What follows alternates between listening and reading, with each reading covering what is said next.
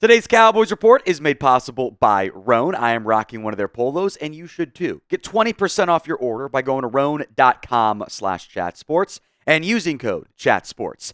Now, we're going to get to a lot of coaching stuff, beginning with an expected interview for current Cowboys non-play calling offensive coordinator Brian Schottenheimer. Ian Rapoport and Jane Slater reporting that is the expectation, which is a very tangible difference than, there's some mutual interest. It means the date and time might not be figured out, but they're going to interview Brian Schottenheimer.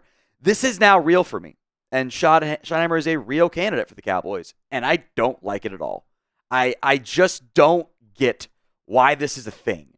Schottenheimer's been the non-play calling OC the past 2 seasons as a member of the Cowboys organization. He was the Jags passing game coordinator back in 2021.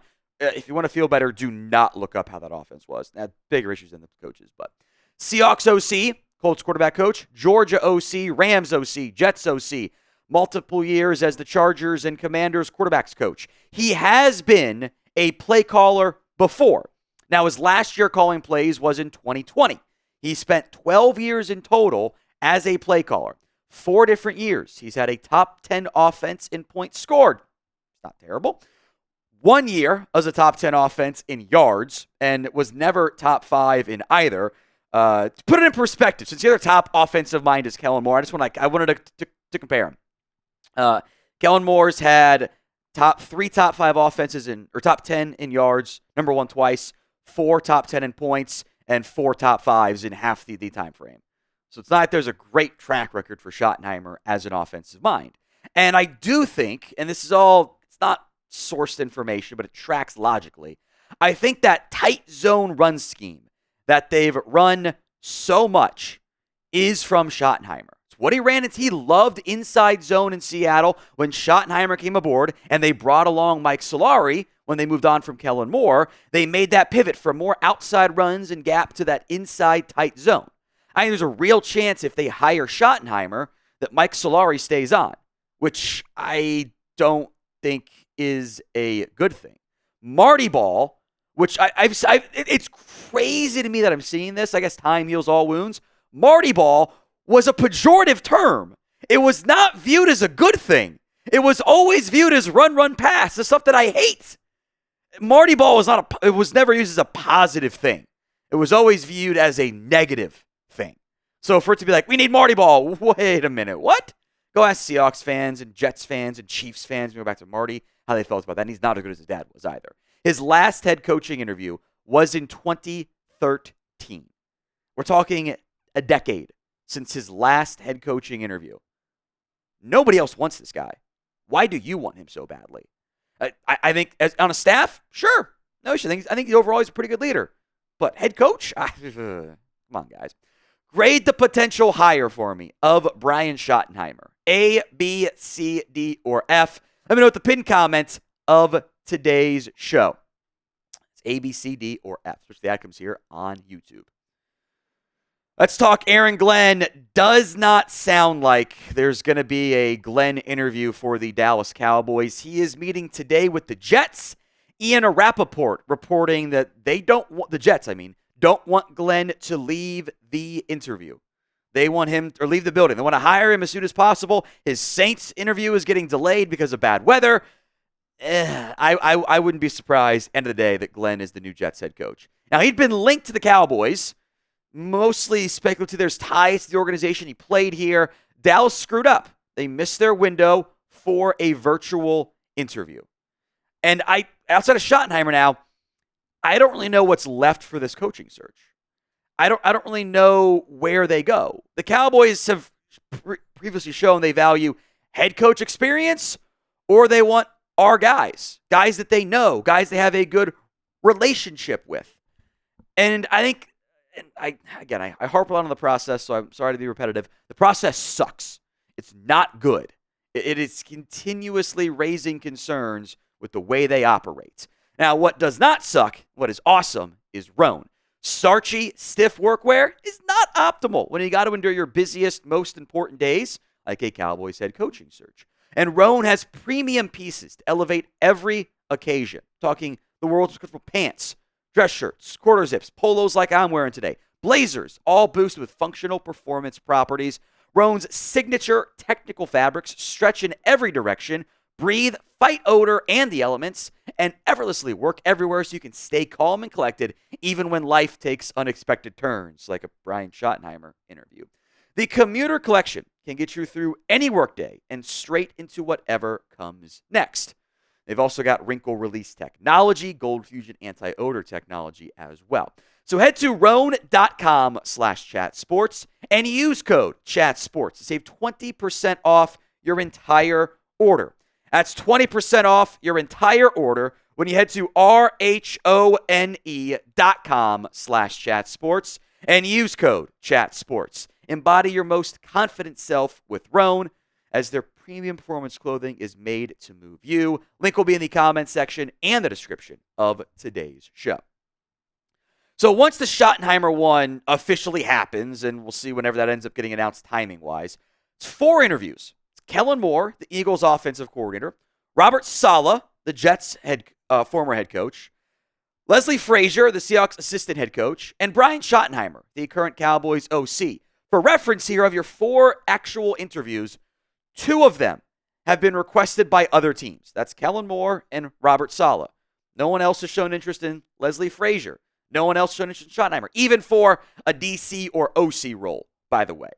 Now, there have been other names linked, speculative, communications, whatever. Anthony Lynn, Cliff Kingsbury, Deion Sanders, and somehow it's all tied back to the Cowboys want Jason Witten on their staff, and they're trying to groom him, and it makes for a whole mess there. Now, of these 4 names, only Cliff Kingsbury has had teams request to interview him. Nobody wanted Deion, no one wanted Jason Witten, no one wanted Anthony Lynn. Now, we'll come back more in depth here to Deion with what David Moore, I don't know if it was reported or maybe wrote, because it's kind of like weird phrasing there.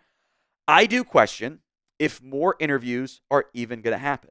I wanted to see, I made the comment, don't just interview 4 or 5 people and hire somebody. Kind of feel like that's what we might end up doing here. People are like, oh, well, you can interview them for the OCDC jobs. You have interviews for those roles. You can do that then. Looking at like what the list of experienced guys, and I guess I'll give the Cowboys credit for not burning an interview on Ron Rivera. But I thought maybe Pete Carroll could make some sense for this team, but I kind of think he might end up being the Raiders' next head coach, and they have not interviewed him there. They didn't request to interview Brian Flores, Vance Joseph, Arthur Smith. Thought Marvin Lewis might get some love, so I'm glad they didn't do that. I didn't really want to go down the Doug Peterson route. They didn't pursue the John Gruden route. They could have interviewed any one of these guys already. They didn't choose to.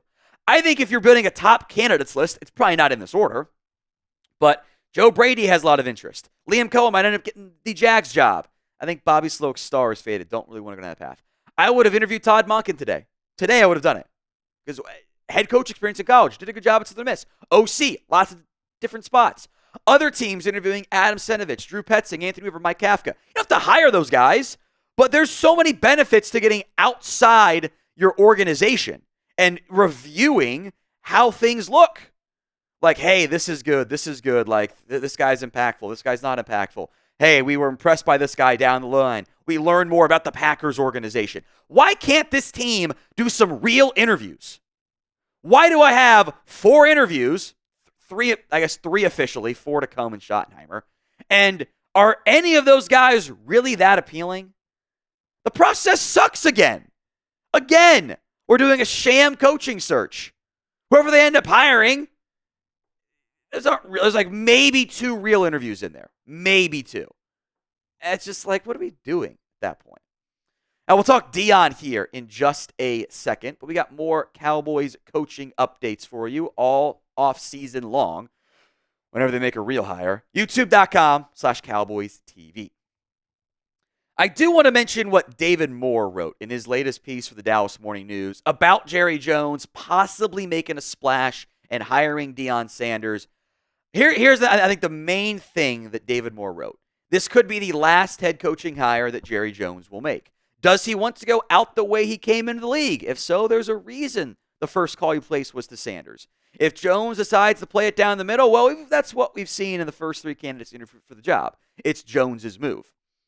What I question here is, given how close the Jones boys, David Moore, relationship has always been, and the accusations, etc., I don't know what is just Moore's opinion, because he's been a little bit more like anti-Jerry, anti-Jones boys the past couple months here. Or if there's like insider info, real reporting, like kind of playing into it, or if there hadn't been a new Deion Sanders headline on the Dallas Morning News and they wanted to go down that path there. Here's the timeline as it relates to Coach Prime and Jerry Jones. January 13th, that Monday night after the McCarthy drama, Prime and Jerry Jones talk. That had been reported instantaneously. News broken by a guy that shares the marketing agency with Deion Sanders, probably not an accident. January 14th, Coach Prime goes to Colorado AD Rick George, asks for more money. More NIL funds, more money for his coaching staff. Colorado reportedly resists. Now, that did not get out until January 16th when Jane Slater broke that combination story there. Several days later, which, again, was probably not an accident that it was delayed breaking because, that wasn't info that maybe the sides wanted to be out there. January 19th, Sunday, Rapoport says, no interview expected. I'd be surprised if it happened, but it's Jerry, never say never. That timeline does play into the theory of, hey, it was leverage for Deion to get more money from Colorado. Jerry got all the attention as well. But also, neither side, I think, really got what they wanted. Jerry's still doing his head coaching search. Deion, Colorado kind of said no. And that kind of then opens the potential door for, hey, I didn't get what I wanted. You haven't gotten what you wanted. Maybe we should do this. Kind of like, the old, hey, if we're not married by 35, let's just get married type of deal. That could be a scenario, which also, it's normally not a good thing. That normally doesn't ever work out. That normally is divorce by 40, I feel like. Again, this whole thing gets real for me with an interview. Now, there are rules and regulations you have to go through there. It doesn't have to be reported. I think you have to communicate with the colleges on that front. At least there's normally how it goes, that relationship. That doesn't always get out, though. If Colorado doesn't want it to, Colorado probably doesn't want it to leak. Jerry might not want it to leak either. But it, in theory, would get out. So would you hire Deion Sanders as the Cowboys head coach? I mean, there's only 5, but it's like an easy top 2, top 3 conversation because the other options are so bad. Would you hire Prime as head coach? Y for yes, N for no. Now, before we move on here, I do want to revisit the Johnny Manziel, Zach Martin draft story, because that was a key part of the Kellen Moore article. And you've probably heard the story by now. Some variation of Jerry was pushing for Johnny Manziel, and the rest of the team wanted Zach Martin. There's, I think, an exaggerated version of the names being on a card, but Jerry did push for Manziel. And in the end, he deferred to his coaching staff, deferred to his front office, deferred to everybody else in the room, wanted Zach Martin.